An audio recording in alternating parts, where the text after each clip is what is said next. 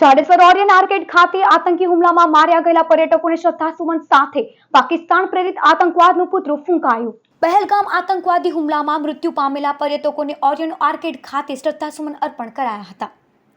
સાથે પાકિસ્તાન અને તેના પ્રેરિત આતંકવાદનો વિરોધ નોંધાવવામાં આવ્યો હતો।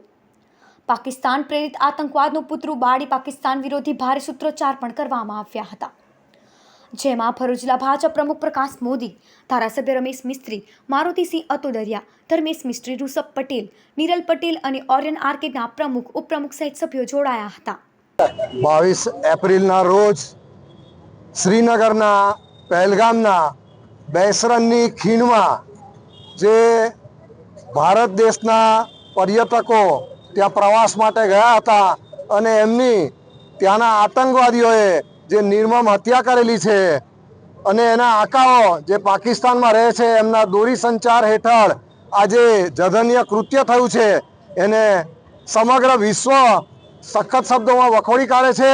અને આજે ભરૂચ મુકામે જાડેશ્વર સ્થિત ઓરિયન્ટ આર્કેડ અને અન્ય ગણેશ મંડળો તેમજ વેપારી એસોસિએશન તરફથી જે આતંકવાદીઓ જે લોકોને મોતને ઘાટ ઉતારેલા છે એ લોકોના માટે એક શ્રદ્ધાંજલિનો કાર્યક્રમ રાખવામાં આવેલો છે।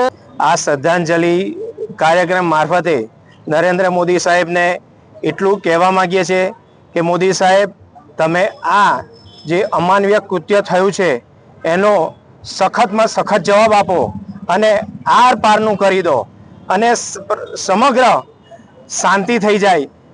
જીવનમાં આવું કૃત્ય કોઈ પણ ના કરે ને સમગ્ર રીતે જોવા જઈએ તો સંપૂર્ણ શાંતિ મળે એવું કંઈક કરો।